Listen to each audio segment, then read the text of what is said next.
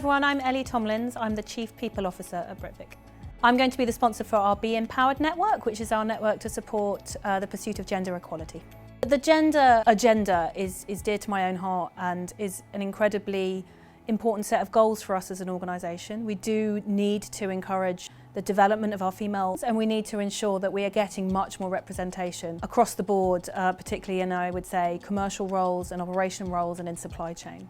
I've been in and around the gender space for a really long time in lots of different companies, Thomson Reuters to begin with, at Whitbread, at Tate & Lyle, and now at Britvic. So I hopefully bring a little bit of perspective, understanding how other companies have dealt with some of the issues, and really some understanding and ideas from my network of all sorts of different things that we can try, because there's a huge amount of learning to be had from other organisations who are working in this space. Hi, my name is Andi Nicholas. I am a brand manager here at Britvic working on the Pepsi brand. I am part of the Be Empowered network. I think it's really important that companies like Britvic have a network that represent lots of different groups, so that the likes of the leadership teams and the C-suite can get an honest representation of what these groups of people are feeling, what they would like to see change within the business, and also so that they can be challenged to improve and continually progress as a company. I knew it was something that was interesting and it really resonated with me and my passion points. I went away on mat leave and I came back with a bit of a renewed vigour and wanted to find out a little bit more, and I was welcomed with open arms into the Be Empowered network. It's also important for me to know that my company is looking into ways to support me outside of just doing the day-to-day role. They want to make sure that I feel happy to come to work, I feel represented at work. I definitely feel that the company has a strong focus on D&I. There is a D&I steerco that our networks ladder up into, where they can have real-time conversations about the pressing matters amongst the employees. It's really clear that Britvic recognises that there's a lot of work still to do, and that is really a positive thing because we know we'll always be championing change within the company. Britvic's focus on D&I really comes through in the new Working Well policy. I'm a mum to 3 girls, and it's really important to me that although I still want to pursue a career, that I can still be the best mum possible as well.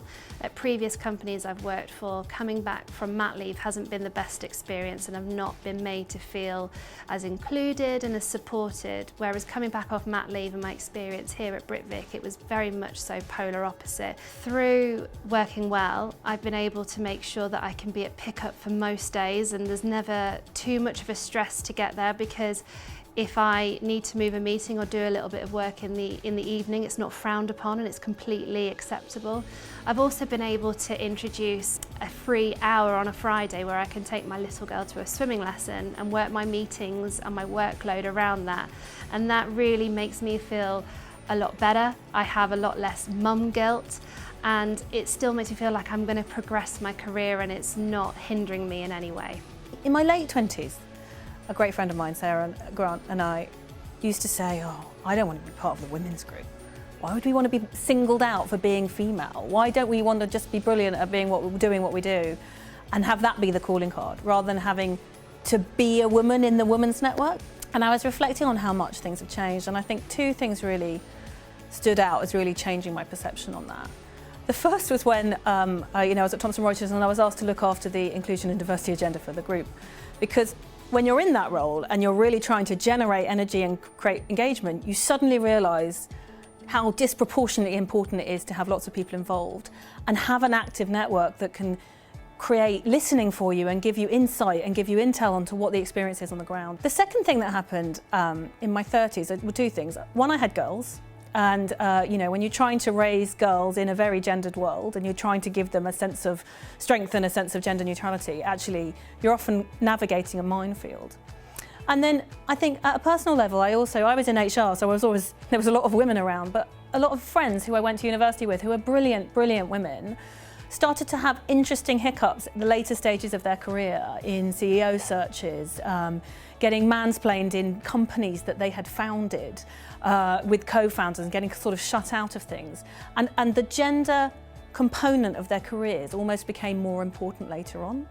And so I think my activism grew, and my sense of this importance and my sheer feminism, if you like, became more important later on than it was perhaps as a young woman.